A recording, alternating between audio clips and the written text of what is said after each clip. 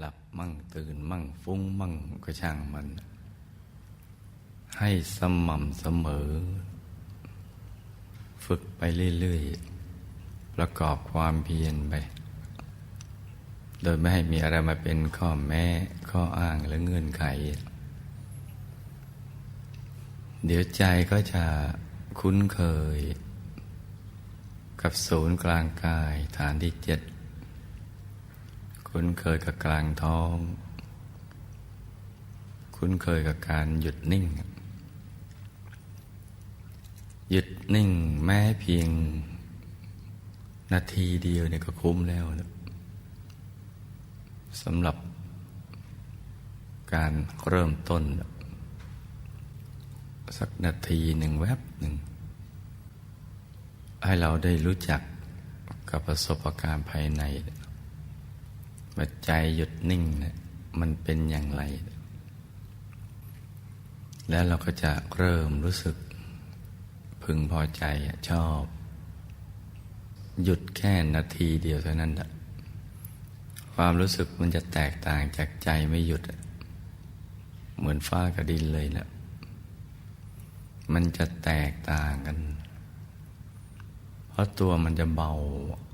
กายเบาใจเบาเบาสบายตัวขยายแล้วมันจะเบิกบานแค่นาทีเดียวแล้วเป็นครั้งแรกเนี่ยเราจะลืมไม่ลงเลยแล้วก็จะเกิดความรู้สึกของมันคุ้มกับการที่เราได้ขยันในการทำความเพียรมันจะคุ้มทีเดียวเหมือนเป็นรางวัลเบื้องต้นสำหรับผู้ที่มีความเพียรอย่างสม่ำเสมอโดยไม่ให้มีอะไรมาเป็นอุปสรรคแล้วก็เป็นการถูกวัตถุประสงค์ของชีวิตด้วยที่เราเกิดมาหาพระรัตนตรัยในตัวได้พบที่พึ่งที่ระลึกที่แท้จริงภายในได้พบความสุขที่แท้จริงและเป็นเบื้องต้นที่จะทำให้เราหลุดพ้นจากกิเลสจากอาสวะหลุดพ้นจากความเป็นบาปเป็นทาสของพยามารแค่นาทีเดียวนั่นเองก็คุ้มแล้วก็ตอนนาทีนั้นมันสว่างด้วยคือหยุดนิ่งได้สมบูรณ์แล้วมันสว่างแสงสว่างแห่งความบริสุทธิ์ของดวงจิตที่สงัดจากกามจากบาปอกุศลธรรมจากนิวรณ์ทั้ง 5หรือความมืดของใจแค่สว่างแวบเดียวนาทีเดียวเนี่ยบุญที่เกิดขึ้นจากความสว่างนั้นมันมากกว่าบุญที่เกิดขึ้นจากการเราเอาทรัพย์ไปสร้างโบสถ์สร้างวิหารศาลาการประเรียนสร้างวัดวาอารามซึ่งจะต้องใช้ทรัพย์มากแต่ว่ามันเป็นบุญคนละประเภทกันนะแต่มันได้มากกว่าเพราะว่าเป็นต้นทางไปสู่พระนิพพานเป็นทางมรรคผลนิพพานประสบการณ์1 นาทีนี้นะหลวงพ่ออยากให้ลูกทุกคนเนี่ย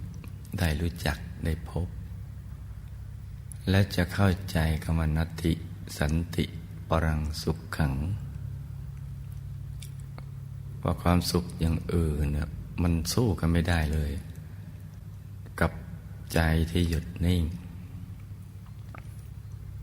เพราะมันเป็นความสุขแบบพูดไม่ออกบอกไม่ถูกหรือพูดง่ายๆว่าจะหาความสุขชนิดนี้ไม่ได้จากการที่มีความสมบูรณ์ทางด้านวัตถุสมบูรณ์ได้ลาภยศสรรเสริญมีลาภมียศตำแหน่ง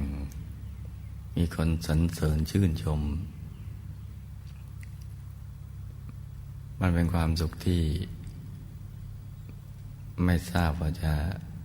ใช้คำใดมาพูดมาพรรณนาให้มันเข้าใจได้ เพราะว่าภาษาของมนุษย์มันมีจำกัด ดังนั้นจะเข้าใจตรงนี้ได้ต่อเมื่อเรามีประสบการณ์ภายในแค่เพียง1 นาทีนั่นแหละทีนี้จาก1 นาทีนั้นน่ะมันก็จะเป็นแรงจูงใจให้เราอยากจะนั่งต่อไปซึ่งแต่เดิมนะเราต้องพยายามที่จะนั่งต้องฝืนต้องพยายามต้องอดทนเพราะว่าเรารู้ว่ามันดีนะอย่างน้อยก็ได้บุญจิตใจสงบหรือเป็นอุปนิสัยของมรรคผลนิพพานแต่ว่าพอมันหยุดจริงๆแล้วเนี่ยมันอยากนั่งเองเนี่ยมันอยากได้อารมณ์นั้นอีกแล้วก็ให้อารมณ์นั้นยาวนานซึ่งก็จะทำให้เราขยันหรือสมัครใจนั่งอย่างมีความสุขสนุกสนานแบบบุญบันเทิงทีเดียวเพราะฉะนั้นการทำถูกหลักวิชาเนี่ยและต่อเนื่องด้วยความเพียรจึงมีความสำคัญดังนั้นเราก็ต้องหมั่นทบทวนนะลูกนะว่าที่เราฝึกอยู่ทุกวันเนี่ยมันถูกต้องไหมถูกหลักวิชาไหมตั้งแต่การวางใจมีความสมัครใจอยากเห็นไหมมีสติมีความสบายไหมและสม่ำเสมอต่อเนื่องที่เรียกว่าสัมปชัญญะหรือเปล่านะก็ให้หมั่นสังเกตดูแล้วก็ปรับไปเรื่อยๆฝึกไปเรื่อยๆฝึกไปปรับไปใจเนี่ยมันต้องปรับกันทุกรอบที่เรานั่งและยิ่งถ้าเราเพิ่มชั่วโมงหยุดชั่วโมงนิ่งชั่วโมงกลางในอริยบทอื่นที่นอกเหนือจากการนั่งการยืนการเดินการนอนการวิ่งเอ็กซ์ไซส์ทำภารกิจอะไรก็ตามเราเพิ่มการฝึกหยุดนิ่งไปเนี่ยที่นอกเหนือจากช่วงเวลาเรานั่งมันก็จะทำให้เราคุ้นเคยกับศูนย์กลางกายมากเพิ่มขึ้นหัดมันตรึกก็คือการแตะใจไว้กลางกายอย่างเบาๆสบายไม่ได้แปลว่ากดใจหรือเน้นคือแค่ทำนิ่งนิ่งที่กลางกายแต่ไม่ใช่เน้นหนักแต่ว่านิ่งแน่นนิ่งเฉยๆตรึกไปเรื่อยๆแต่เวลาลืมตาเนี่ยอยากแนะนำว่าให้นึกเป็นภาพเอาไว้เพราะว่าเราจะต้องดูวัตถุภายนอกมันก็ต้องมีภาพภายในที่จะให้เรานึกถึงเป็นที่ยึดที่เกาะจะเป็นดวงใสจะเป็นองค์พระใสๆหรือพระเดชพระคุณหลวงปู่ของเราเนี่ยแต่งได้อย่างหนึ่งในอริยบทอื่นแล้วก็ควรทำทุกสถานที่ไม่ว่าในห้องน้ำห้องส้วมเรากำลังจะขับถ่ายปัสสาวะอุจจาระอะไรก็ทำได้ไม่บาปแถมได้บุญด้วยเพราะเป็นทางมาแห่งกุศลถ้าเราไม่ปล่อยเวลาให้มันว่างเปล่าเพราะเวลาในเมืองมนุษย์มีคุณค่ามากเรามีเวลาอย่างจำกัดในโลกมนุษย์และยิ่งช่วงระยะเวลาแห่งความแข็งแรงและสดชื่นของร่างกายก็ยิ่งมีจำกัดใหญ่เราจึงควรทำตลอดเวลาทุกหนทุกแห่งทุกสถานที่ฝึกมันไปเรื่อยๆควบคู่กับภารกิจประจำวันจะทำมาหากินมีภารกิจอะไรให้ภารกิจกับจิตใจเนี่ยมัน ไปด้วยกันคู่กันไปเหมือนเราหายใจเข้าออกควบคู่กันไปกับภารกิจในชีวิตประจำวันอย่างนั้นเมื่อเราไม่อาจขาดลมหายใจได้เราก็ต้องไม่ควรจะขาดการฝึกอย่างนี้คู่กันไปฝึกไปบ่อยๆสิ่งที่ยากมันก็จะค่อยๆง่ายขึ้นในภายหลังที่เคยมืดมันก็จะค่อยๆมีแสงสว่างเรืองรองขึ้นมา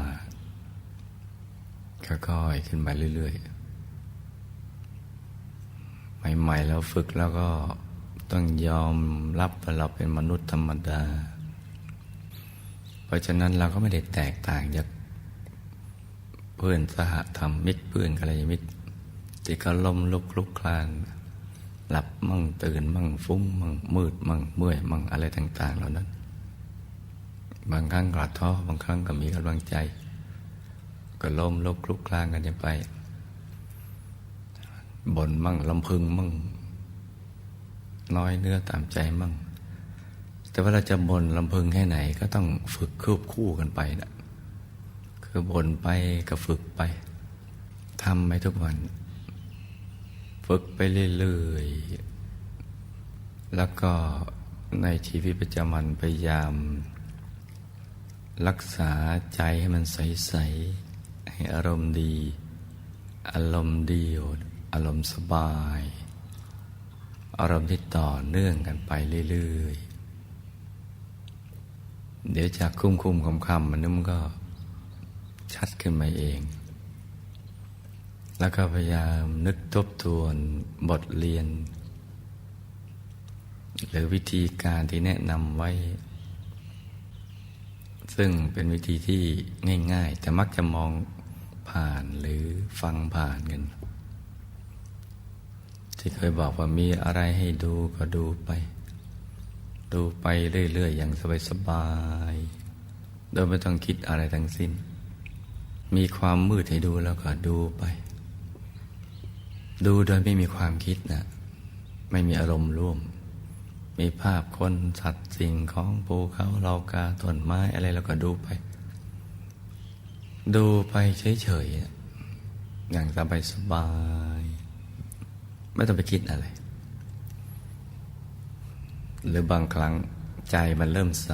องค์พระเริ่มเกิดขึ้นก็ไม่ต้องไปมีคำถามอะไรในใจว่าองค์พระองค์นี้เนี่ยเราคิดเองหรือของใช่หรือว่าคิดไปเองอะไรอย่างนั้นขอให้มีให้ดูไปก่อนองค์พระที่มีให้ดูใหม่ๆเนี่ยมันจะยังไม่ได้ลักษณะมหาบุรุษครบถ้วนหรอกองค์ที่เราจะหายสงสัยคือองค์ที่มีลักษณะมหาบุรุษครบถ้วนทุกประการซึ่งถึงตอนนั้นเรารู้เองเข้าใจเองจะเป็นองค์พระที่เราไม่มีคำถามไม่มีข้อสงสัยที่เราไม่ไปวิเคราะห์วิจัยวิจารณ์อะไรต่างๆแต่ถ้าองค์พระที่ผุดเกิดขึ้นมาเนี่ยมันยังมีคำถามอยู่มีข้อสงสัยอยู่ก็แปลว่าลักษณะมหาบุรุษของท่านไม่ครบจะเป็นองค์พระที่เราคุ้นๆที่เราเคารพกราบไหว้บูชาแต่จะเป็นองค์พระแบบไหนก็ตามหน้าที่ของเราคือดูไปเรื่อยๆนะลูกนะดูไปสบายเนี่ยท่านมีมาให้เราดูในกระบุญนักหนาแล้วไม่เห็นจะทำไปคิดอะไรว่าใช่หรือไม่ใช่สิ่งที่เราทำคือควรจะดูเฉยๆดูเฉยๆทำแค่นี้แล้วเดี๋ยวท่านก็ปรับไปสู่ลักษณะมหาบุรุษที่สมบูรณ์ไปเองถึงจุดที่เราหายสงสัยเหมือนพระสัมมาสัมพุทธเจ้าตอนเห็นใหม่ๆท่านก็หายสงสัยเนี่ยอโหพุทโธถ้าภาษาชาวบ้านก็โอ้โหนี่เลยพระพุทธเจ้าภายใน ท่านผู้รู้แจ้งเห็นแจ้งแทงตลอดเนี่ยอ๋อลักษณะอย่างนี้เพราะฉะนั้นเนี่ยเราก็ดูของเราเรื่อยไปเลยดูไปดูการเปลี่ยนแปลงของประสบการณ์ภายในด้วยใจที่เป็นปกติเป็นมิตรกับทุกๆประสบการณ์ที่เกิดขึ้นไม่ว่าจะฟุ้งซ่านมืดเมื่อยง่วงเห็นภาพโน่นภาพนี่อะไรเนี่ยแม้ไม่เห็นอะไรก็ตามหรือเห็นอยู่แต่ไม่มีอะไรใหม่ๆมาให้เราเห็นอีกเราก็เป็นมิตรในทุกๆประสบการณ์หน้าที่เราดูอย่างเดียวดูไปสบายๆเหมือนนักดาราศาสตร์ที่เอากล้องส่องดูดาวทางไกลเขาก็ดูไปเรื่อยๆเดี๋ยวก็มีสิ่งดีๆให้เราดูมีความรู้แจ้งให้เราได้รับทราบขจัดความสงสัยในใจได้ลูกทุกคนจะเป็นผู้มีบุญทั้งนั้นแหละถ้าไม่มีบุญก็มาอยู่ตรงนี้ไม่ได้ไม่ได้ยินได้ฟังเรื่องธรรมกายไม่มีศรัทธาในการที่จะมาฝึกมาปฏิบัติแต่ความเพียรเราก็ต้องทำแล้วก็อย่าเอาตัวของเราไปเปรียบเทียบกับคนอื่นที่เขามาที่หลังเราแล้วก็กลับมีประสบการณ์ดีขึ้นมากอย่างที่เราได้ยินได้ฟังอย่าไปเปรียบเทียบกับเขาว่าทำไมเราเป็นคนพาเขามาแท้ๆเนี่ยแต่เขากลับถึงจุดหมายก่อนเราอะไรอย่างนั้นก็มันมีเหตุคือพบในอดีตของเขาฝึกมามากเมื่อฝึกมามากเนี่ยมันก็ชำนาญเป็นของธรรมดาพอมาถึงวางใจได้ถูกส่วนมันก็เข้าถึงทีนี้ก็ต้องย้อนกลับมาดูเราว่าทำไมเขาง่ายทำไมเรายากมันก็มีเหตุอีกเหมือนกันก็พบที่ผ่านมาเราฝึกมันน้อยเราให้ความสำคัญน้อยกับเรื่องการฝึกใจให้หยุดนิ่งเนี่ยมันน้อยเกินไปเพราะฉะนั้นเนี่ยเราควรจะเอาสิ่งที่เขาได้เข้าถึงมาเป็นบทเรียนสอนใจเราก็ต้องขยันเราก็ทำให้มันถูกหลักวิชาแล้วเดี๋ยวเราก็จะเป็นอย่างเขานั่นแหละคือเข้าถึงใจมันก็จะชุ่มชื่นแล้วคำว่าจะไปตั้งใจมากเกินไปนี่ก็จะฟังผ่านบางทีเราก็ตั้งใจเกินไปเพราะเรารู้ว่าสิ่งที่เราจะเข้าถึงที่มีอยู่ในตัวของเรานั้นมันเป็นของดีประเสริฐมีจริงดีจริงแล้วก็เลยอยากได้มากเกินไปไอ้ความอยากนี่แหละ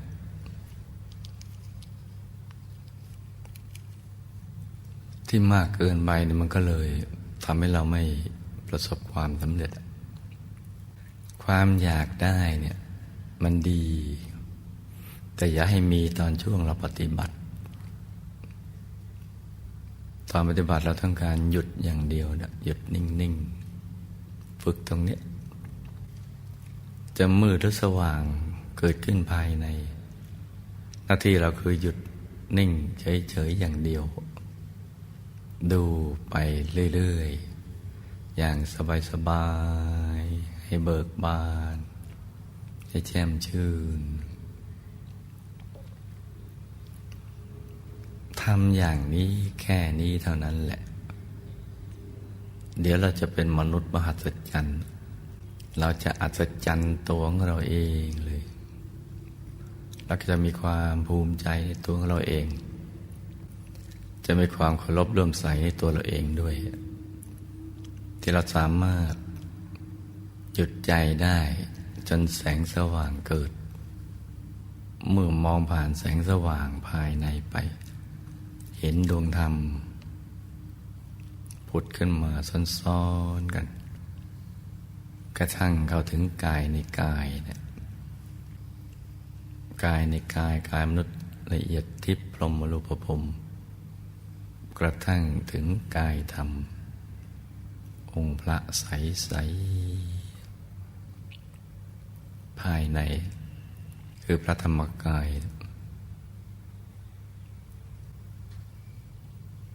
และจะยิ่งอัศจรรย์เพิ่มขึ้นเมื่อเราเข้าถึงพระธรรมกายแล้วเพราะว่าวิชาที่มีอยู่ในพระพุทธศาสนามันจะเกิดขึ้น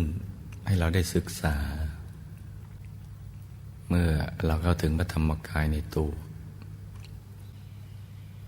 มีธรรมจักขุมีญาณทัศนะมีปัญญาวิชาและก็มีแสงสว่างมันเกิดขึ้นพร้อมๆกันตอนนี้เราก็จะสามารถศึกษาได้ในขั้นที่ละเอียดขึ้นไปศึกษาด้วยธรรมกายก็เรียกว่าวิชาธรรมกายวิชาธรรมกายก็ต้องศึกษาด้วยธรรมกายกายอื่นไม่มีธรรมจักขุไม่มีญาณทัศนะไปศึกษากันไม่ได้เมื่อเราเข้าถึงตรงนั้นยิ่งอัศจรรย์ทีเดียวแหละความอัศจรรย์จะมีเพิ่มขึ้นทุกครั้งที่เราหยุดใจเข้าไปสู่ภายในมันเพิ่มขึ้นไปเรื่อยๆหลักการหายสงสัยก็เพิ่มขึ้นทุกครั้งที่หยุดใจเข้าไปมันจะมีความรู้ที่เกิดขึ้นมา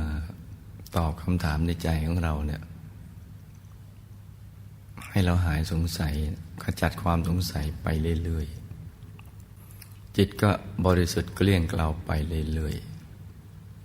ๆบริสุทธิ์เข้าไปเรื่อยการฝึกปฏิบัติธรรมฝึกใจหยุดนิ่งเนี่ยวัตถุประสงค์ก็ต้องการความบริสุทธิ์ความสุขความรู้แจ้งต้องการให้ใจเนี่ยมันบริสุทธิ์จากความโลภความโกรธความหลงไม่มีอีโก้อะไรต่างๆไม่มีความคิดว่าเราเก่งหรือเราเหนือกว่าคนอื่นฝึกให้บริสุทธิ์ไปเรื่อยๆยิ่งบริสุทธิ์มันก็ยิ่งมีความสุขเพิ่มกันไปเรื่อยๆความสุขมันจะไม่ซ้ำที่และปริมาณความสุขมันจะไม่เท่าเดิมมันจะเพิ่มกันไปเรื่อยๆซึ่งมันแตกต่างจากทางโลกนะความสุขมันจะดีตอนแรกแล้วมันก็ลดลงไปเรื่อยๆจนกระทั่งถึงขั้นเบื่อหายเห่องั้นมันจะต่างกันมันจะกลับตลปัดกันแล้วความสุขทางโลกมันจะมีขอบเขตจำกัดแคบซึ่งก็แปลว่ามันอึดอัดมันจะลดลงไปเรื่อยๆสมมติเราได้รถใหม่มาคันหนึ่งเราปลื้มวันเดียววันอื่นเราก็ต้องดูแลรักษาแล้วมันก็เสื่อมลงไปเรื่อยๆรถมันไปสู่ความเสื่อมความสุขในความยินดีกับรถที่มีความเสื่อมเป็นธรรมดาเหมือนร่างกายเรามันก็ลดน้อยถอยลงไปกระทั่งหายเห่อเราก็อยากเปลี่ยนยี่ห้อใหม่แต่ความสุขภายในเนี่ยมันเหมือนเถาปิ่นโตที่ซ่อนๆกันหลายชั้นเปิดมาชั้นแรกว่ามันอร่อยแล้วเนี่ยยกออกไปชั้นหนึ่งเจออีกชั้นหนึ่งอร่อยกว่ามันจะมีคำว่ากว่าเพิ่มขึ้นไปเรื่อยๆสุขกว่าขึ้นไปเรื่อยๆสุขกว่าเดิมเพิ่มขึ้นแล้วก็ใจมันจะตั้งมั่น ตั้งมั่นมั่นคงเข้าถึงความรู้แจ้งที่เกิดจากการเห็นแจ้งแตกต่างจากความรู้ที่เราคุ้นคือการฟังการอ่านการขีดการเขียนการพูดคุยกระทั่งการคิดอะไรต่างๆเหล่านั้นซึ่งมันก็มีถูกบ้างผิดบ้างเพราะมันไม่เห็นทีนี้พอมันไปเห็นแจ้งเขามันก็รู้แจ้งขึ้นเรารู้ความรู้ที่เกิดขึ้นมันทำให้ชีวิตปลอดภัยขึ้นเรารู้ถึงกฎแห่งกรรมพอไปเห็นเรื่องกฎแห่งกรรมเห็นภพภูมิความรู้เรื่องภพภูมิมันก็เกิดว่ามันไม่ใช่มีแต่มนุษย์หรือสัตว์เดรัจฉานเท่านั้นที่เราเห็นแต่มันยังมีภูมิของสัตว์โลกอื่นที่เราเห็นไม่ได้ด้วยตามนุษย์ซึ่งเป็นกายละเอียดที่เรียกว่าเป็นทิพย์เป็นของละเอียดมันก็เห็นเพิ่มขึ้นจากผู้ไม่รู้ก็มาเป็นผู้รู้เพิ่มขึ้นไปเรื่อยรู้แจ้งเพราะว่าเห็นแจ้งแล้วก็จะเห็นอ๋อไม่ใช่แค่มีกายมนุษย์ที่หลากหลายไม่ใช่แค่มีสัตว์เดรัจฉานที่หลากหลายแต่มีสัตว์โลกอื่นจะเป็นกายละเอียดภูมิใกล้ตัวเราก็จะไปรู้เห็นเรื่องภูมิเทวาอย่างเงี้ยทำไมปู่ย่าตายายถึงมีคำเหล่านี้มีภูมิเทวารุกขเทวาอากาศเทวานาคยักษ์คนทันครุฑผีสางนางไม้พูดผีปีศาจซึ่งมันคนละอย่างกันทั้งนั้นแต่ฟังดูมันคล้องจองกันเพื่อให้จำง่ายเอาไว้ว่าสักวันหนึ่งเมื่อเราเข้าถึงก็จะรู้เองที่ปู่ย่าตายายก็ฝากคำที่คล้องจองกันเอาไว้ซึ่งจริงๆแล้วมันคนละอย่างกันนะแต่ท่านเอามาผูกคล้องจองเอาไว้ให้ลูกหลานได้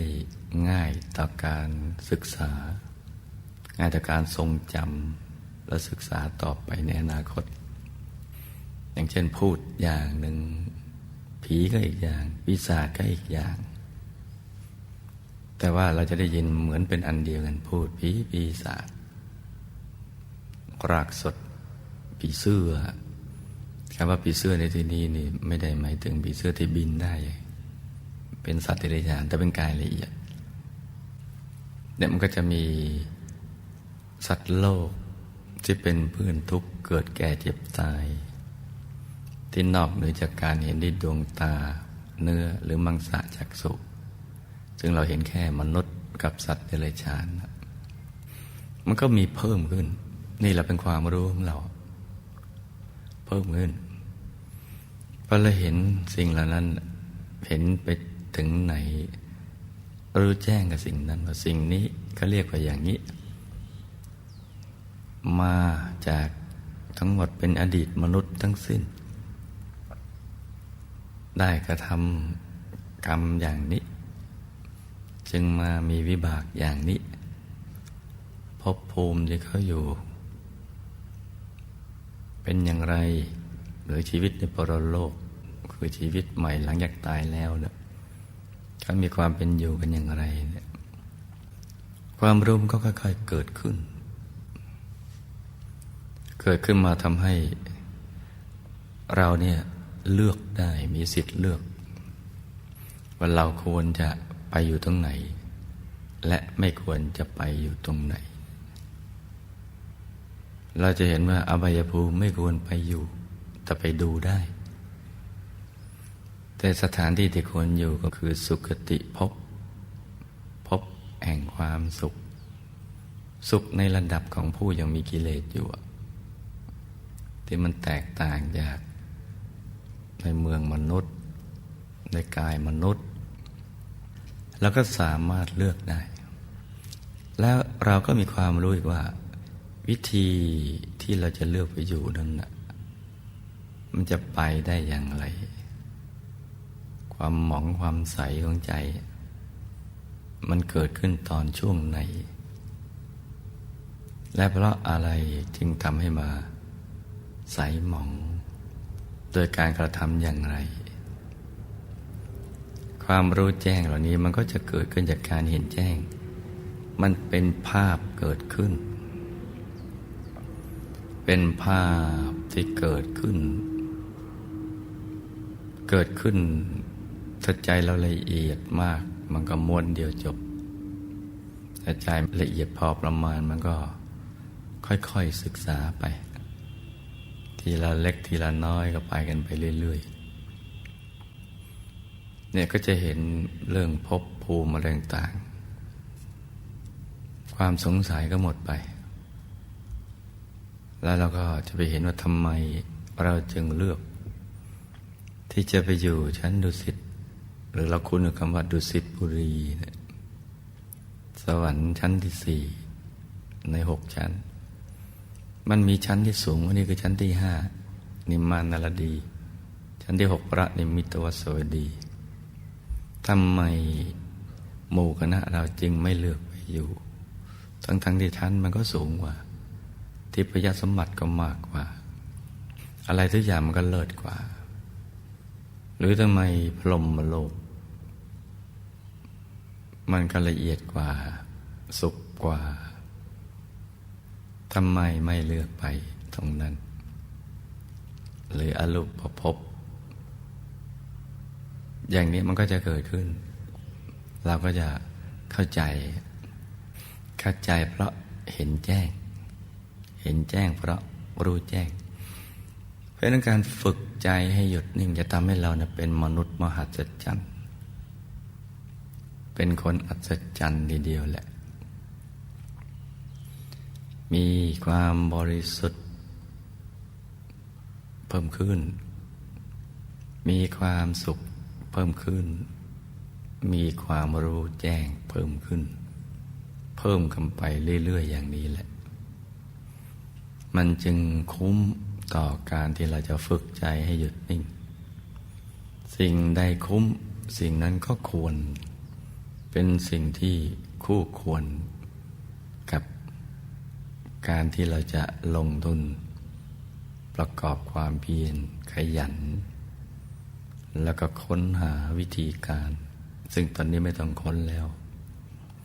ไปทำตามวิธีการที่มหาปูชนียาจารย์ท่านค้นมาให้เราก็แก้คว้าเอามาฝึกเอามาใช้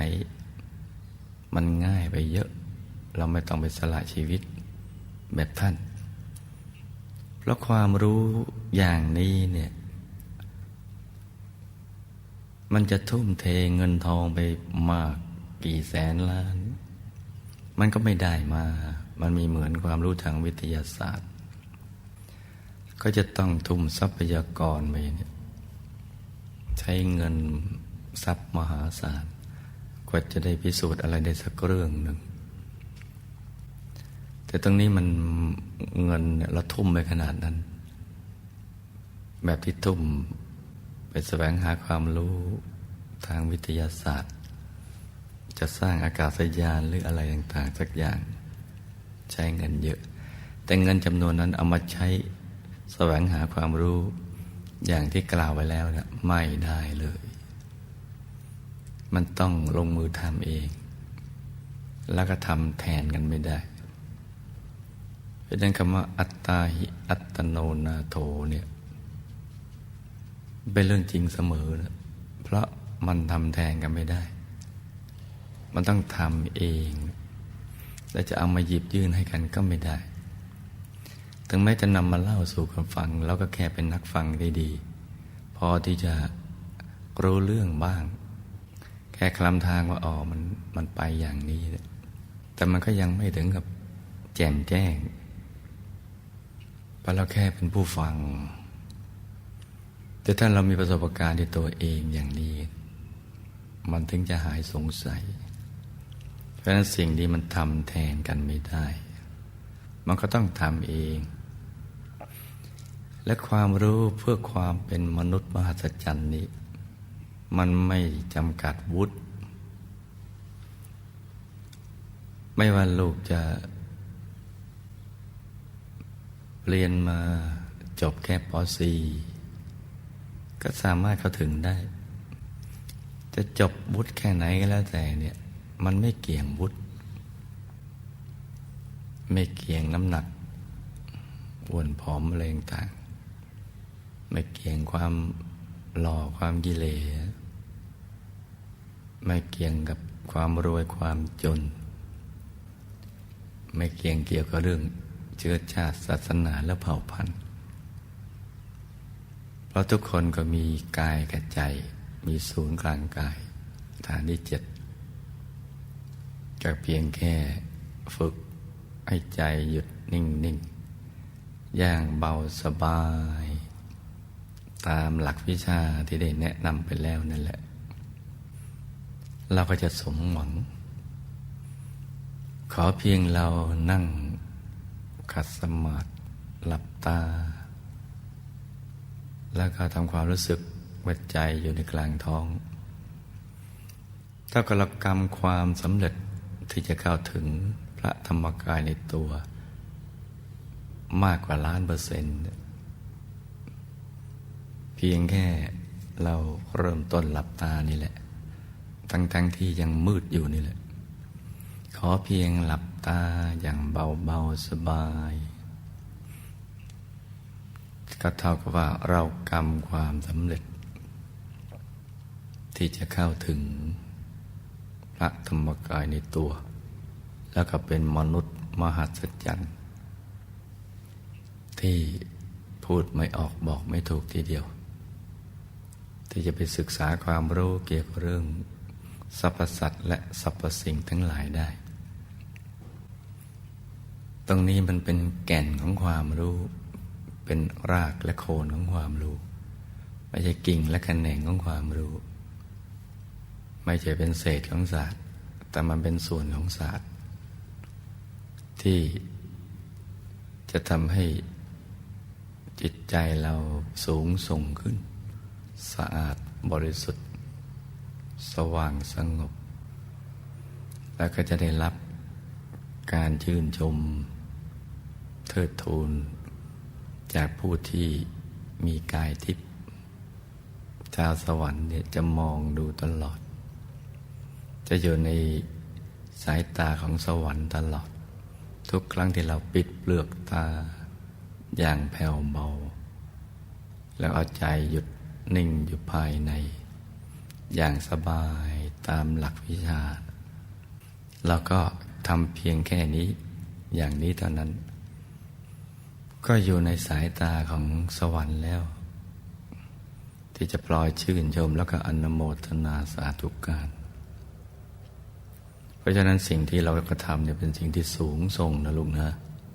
ไม่ใช่เรื่องเล็กๆน้อยๆเลยดังนั้นต่อจากนี้ไปเวลาที่เหลืออยู่ฝึกใจไปเรื่อยๆให้หยุดให้นิ่งอย่างสบายๆ